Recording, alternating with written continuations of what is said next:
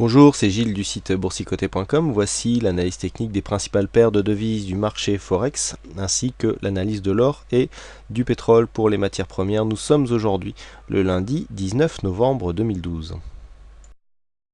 Et on commence tout de suite avec l'euro-dollar. Donc l'euro-dollar qui a connu le même sort que les marchés à actions aujourd'hui. Alors vendredi, je vous indiquais que tant que nous ne venons pas ici casser cette zone de point bas à 1,2660, eh bien la sortie ici du trend baissier n'était pas remise en cause. Eh bien, bien m'en a pris, puisque malgré ce rebond ici qui est quelque peu venu affaiblir la dynamique qui a porté la cassure de cette résistance, eh bien les cours ont bien rebondi. On avait ici une phase d'exagération, la bande de Bollinger inférieure qui a provoqué un beau rebond.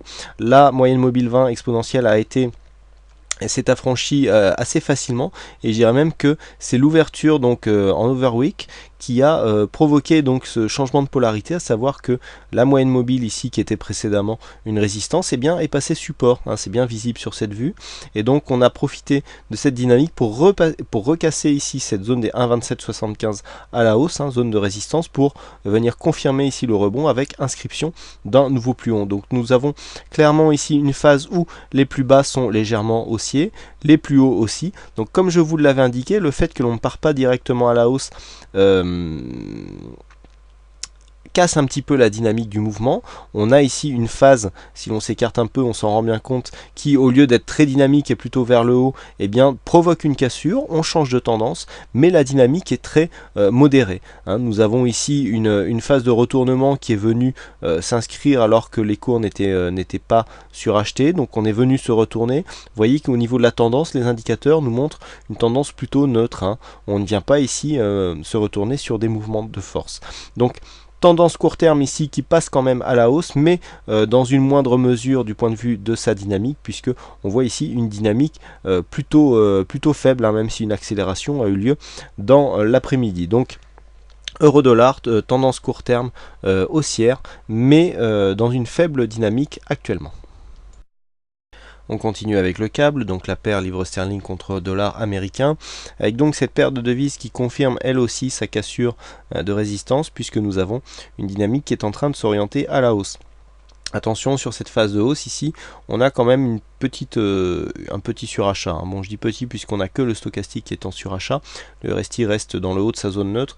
On a un petit retournement ici au niveau du MACD, donc un peu comme sur l'euro-dollar, par rapport à cette tendance baissière ici, eh bien une sortie avec une faible dynamique, hein. On s'est affranchi là aussi la moyenne mobile 20 exponentielle, mais pour l'instant le biais reste assez modéré, avec une toute petite cassure ici de cette résistance des 1,5914 qui correspondait au 100% de retracement sur la précédente tendance, hein, zone maintenant que l'on peut effacer, puisque ce retracement eh bien, ne représente plus grand chose.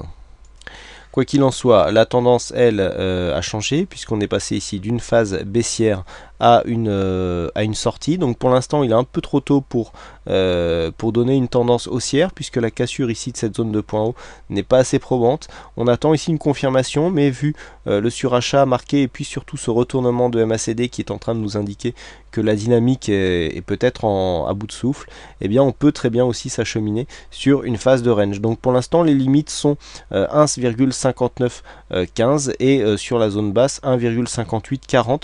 Tant qu'on oscille dans cette zone, on a bien une sortie de dynamique, mais pas encore de réorientation haussière de la tendance sur le câble.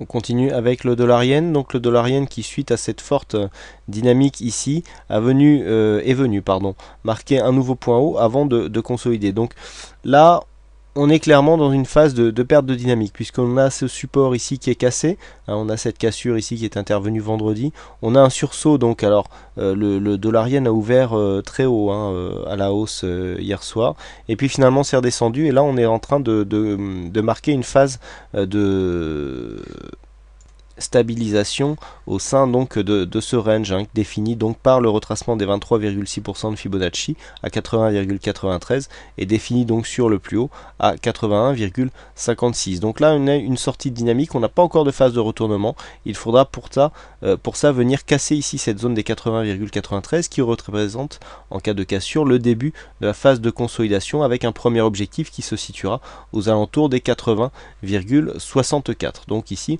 nous avons une fin de tendance haussière pour l'instant sur le dollar yen. Nous poursuivons avec l'or, donc l'or qui est aussi sur une phase de dynamique assez intéressante. Alors pour ceux qui pensent que les retracements de Fibonacci ne sont pas efficients, eh bien on a quand même quelque chose qui est intéressant, puisqu'on a ici cette forte phase de hausse, on vient marquer un nouveau plus haut, et donc lorsque l'on casse la dynamique, on trace les retracements de Fibonacci pour essayer de définir des niveaux de consolidation et des seuils d'alerte. Donc on a tracé ici cette zone de Fibonacci ici, en partant du point bas donc vers le point haut de la tendance, et comme je vous le dis souvent, on a un début de consolidation en cas de cassure des 23,6. Donc si on constate ici le 23,6, on a bien cette zone ici qui a bien fait office de support, on a une cassure qui nous donne une phase de consolidation. Donc on est venu ici directement sur le 38,2 avec une attaque du 50% et ensuite on est revenu. Je vous ai dit que lorsque l'on attaquait une fois, en général, il y avait confirmation par un second contact, lorsque l'on remonte comme ça rapidement. Donc on est revenu ici, confirmé sur cette zone des 50%, et ensuite on sait que cette zone des 50-61,8 donne souvent des forts taux de retournement.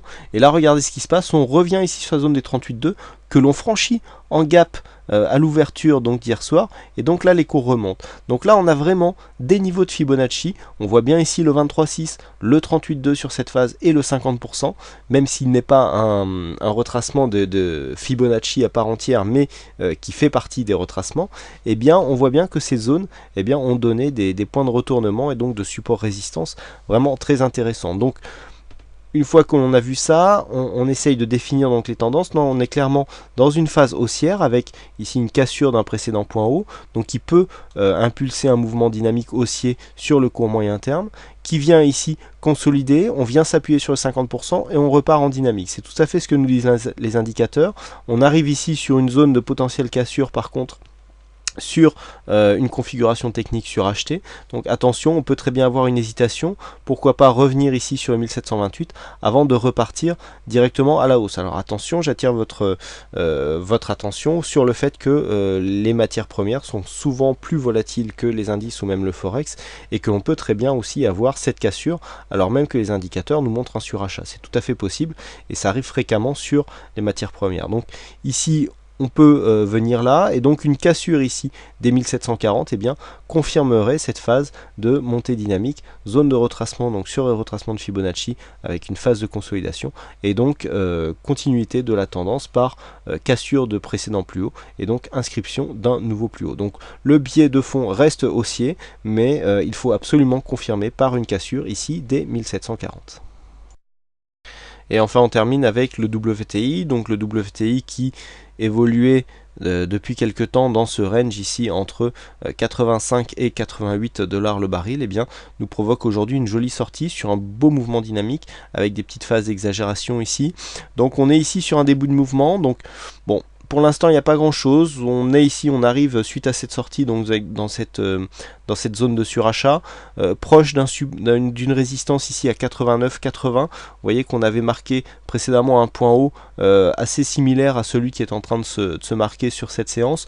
Donc pour l'instant ici, phase d'impulsion, il faudra attendre de voir si nous n'avons pas le même genre de mouvement que nous avions eu déjà entre le 6 et le 7, à savoir une phase d'impulsion qui est suivie par une phase de redescente, auquel cas on aurait une fausse sortie. Donc là on attend ici, on a une première phase dynamique, maintenant il faut attendre quand il y aura un retournement, une phase de consolidation, et donc ce qui serait intéressant c'est de revenir consolider ici sur cette zone des 87,80, 87,80 le baril.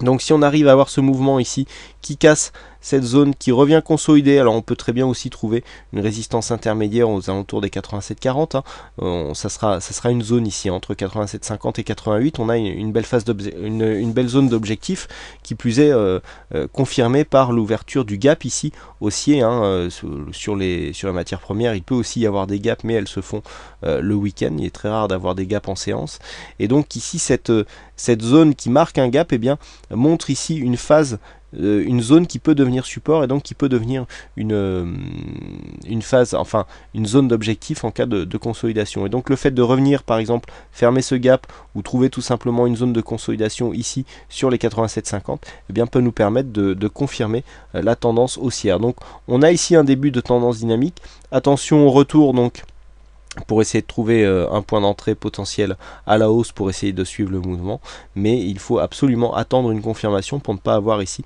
une fausse sortie comme nous l'avions déjà eu lors de cette précédente phase de hausse. Voilà donc pour ces analyses techniques Forex et matières premières. Il ne me reste plus qu'à vous souhaiter à toutes et à tous une bonne soirée, bonne chance dans votre trade, et je vous donne rendez-vous dès demain pour d'autres analyses techniques en vidéo. Bonsoir à tous.